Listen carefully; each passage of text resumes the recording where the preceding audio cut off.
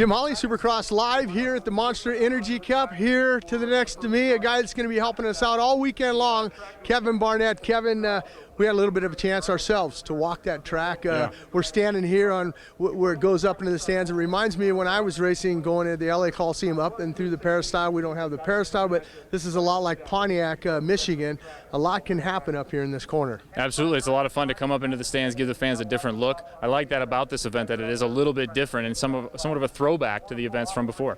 Something else that's different, they want the racing to be closer, and a lot of times in Supercross what you have is you have a gnarly set of whoops where only a couple guys. I know Chad Reed, a big fan of the whoops. Unfortunately, Chad Reed not here this weekend, but no whoops. I think that's going to make for the racing to be that much more closer.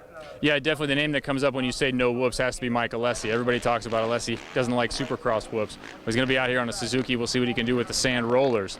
But I think this will even it out a little bit. There's a lot of talk with the riders about the different surfaces that are in here. It's a little bit rocky outside the stadium, so it is going to be interesting. Also the narrowness of this. We talked a little bit about the arena cross riders maybe having a good chance in the narrow sections.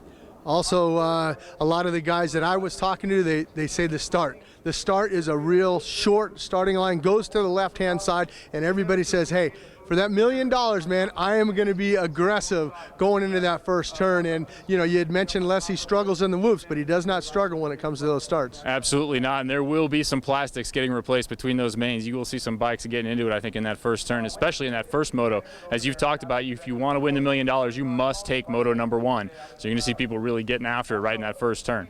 Obviously, the favorite coming into this thing has got to be Ryan Villopoto. He goes out, he wins the Supercross season this year, goes out, duplicates that in the outdoor season. It just seems like he's on a roll. But you know what? I was very happy to see Ryan Dungey come here on his brand new Red Bull KTM, and he's riding that 450 KTM, and I think it's good. Before Anaheim starts in 2012, he gets a race underneath his belt to see exactly where he stacks up against the competition. I think you could put Ryan Dungey on a 50 and he would be competitive out here. I mean, he is just a fantastic rider, and I'm excited as a fan to see him on the KTM.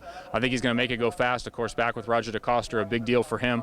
And you talk about Villopoto on that 2012 bike. Since he made that change, he has just been hugely fast, above the crowd. But I think the Ryans probably have to be the favorites. I think Dungey, not much is going to change with the bike change. Something else you mentioned, Kevin, change. A lot of guys on new bikes, and I'm talking Justin Brayton on the factory Honda. Kyle Cunningham, he's on the Yamaha, but he's moving up to the 450. Eli Tomac, you did an interview with him earlier today. He's also moving up to that 450. A lot of these guys, even though it's an open, you can run a 252 stroke, you can run a 250F if you want, but a lot of the guys opting to say, you know what, I still think it's a 450 style track. Well, Tomac, I heard him talk about the 450, and he loves stepping up to the 450. We've seen guys do that. It was Cole Seeley, I can think of, who stepped up to the 450, had great results. And those guys routinely make the jump to the 450 and are immediately competitive.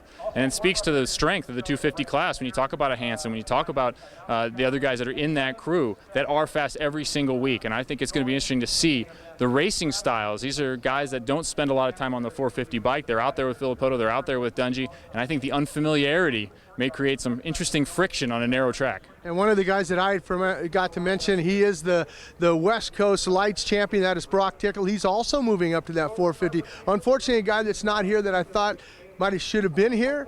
You talk about guys moving up to that 450 class, Justin Barcia, because he actually won a moto this year in Southwick on a 450, but unfortunately Justin Barcia not here along with Reed, and like you said, James Stewart not being here, but that doesn't matter. We're still going to have great racing here in Las Vegas. Make sure you check it out. It's live on Speed, and keep checking up those updates on monsterenergycup.com as well as supercrossonline.com. For me and Kevin, we'll stay tuned.